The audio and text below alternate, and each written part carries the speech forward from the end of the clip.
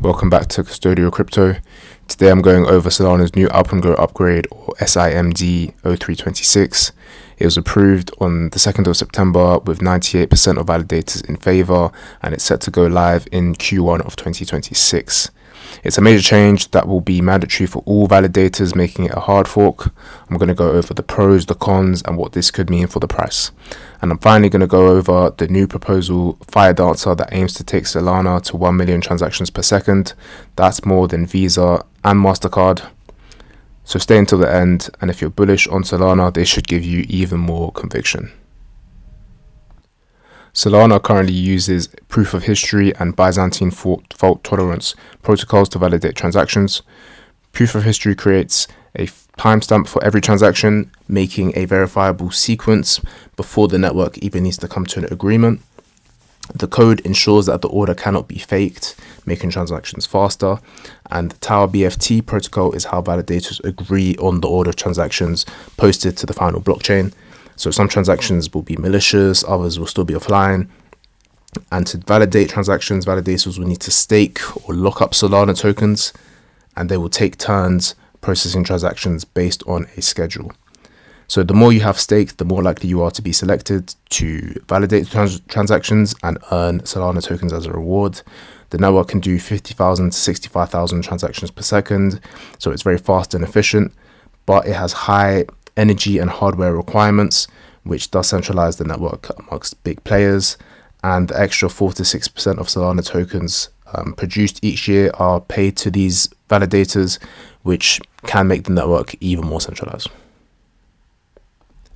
Alpenglow will replace proof of history and Tower BFT with new protocols, Votor, and a validating admission ticket system. So validators will no longer process transactions on the main blockchain. This will be done on the Votor chain and will only submit a cryptographic proof to the main chain. Imagine a blockchain like Solana doing so many transactions per second, having to record every single transaction each time a new one is made. Eventually it would be unsustainable as too much data storage will be required. So voting off the main chain makes transactions faster and lighter, requiring less data. So this takes us to the validator admission ticket system. We now know how validators will agree on transactions off-chain with the Votor protocol. The VAT system determines who gets to validate transactions. They will now need to pay a fee each epoch, roughly every 2 days, of 1.6 Sol, and this fee will be burned. Validators will still need to stake Solana and be scheduled to do so by the chain, but the problem with this is even more centralization. The fee paid favors big players with more money and better hardware. It can be possible that you pay VAT to participate in validating, but if your hardware is too old and slow, you may actually be losing money if you're not selected. And this means that the biggest players can get paid the vast majority of the new tokens and have a rich gets richer effect, not only when it comes to validating, but also when it comes to voting power, which could be the reason why Alpenglow passed with a 98% approval rate in the first place.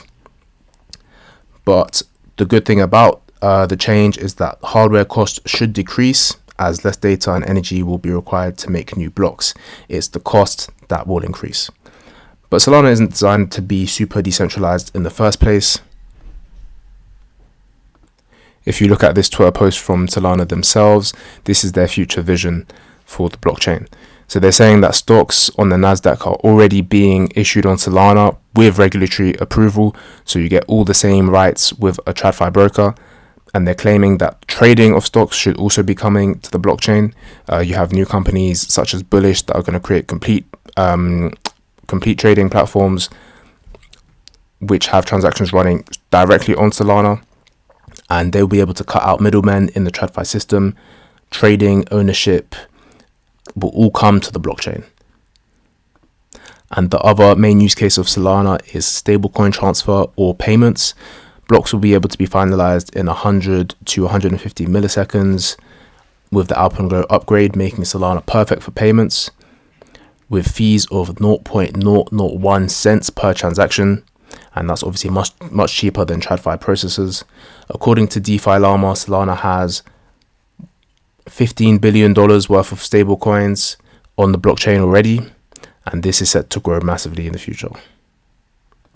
And the final part of the Alpenglow upgrade is the Rotor protocol.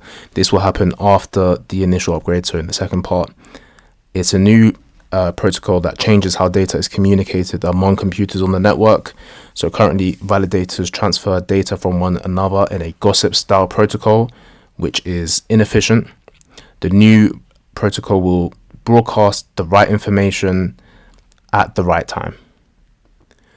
So what does this upgrade potentially mean for the price of Solana? As you can see, it has been struggling against Bitcoin. It's been doing very well since 2023, and it's kept roughly even with Bitcoin over 2024. But recently it's dropped below that middle band, and we've been kind of stuck in this wedge. What you'd like to see is Solana set a higher high, break out the wedge, and set a higher high compared to the price it set in March 24. We had a run and we managed to break above the middle band, but we closed it below it. A big wick to the upside on the monthly is not super bullish, so I think that Solana will maybe still consolidate for a few more months before heading towards that upper band. And as we know, Solana is still a little bro to ETH, XRP and BNB at the moment. If you look at Sol against Ethereum, it's been on an absolute tear since 2023. But when the Petra upgrade came into place, from top to bottom, Solana lost 50% of its value. It's rebounded quickly, but the new upgrade Fusaka for Ethereum is going to come into place in December, and I think that probably gives it an edge and means that it probably will still take more market share in the short term.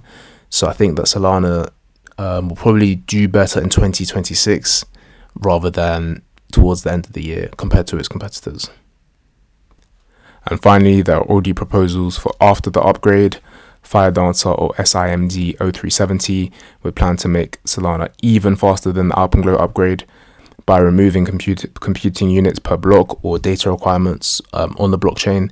It would allow block size to adjust dynamically, so bigger computers on the network could validate even faster and validate bigger amounts of transactions in one go. To avoid even more centralization, they plan to implement skip vote logic, so smaller validators will just bypass bigger blocks and can still participate in the network. This comes with some security risks, as Solana has been known to crash in the past, but this would be the road to 1 million transactions per second. So I hope you enjoyed the video. Please like and subscribe, and I will see you in the next one.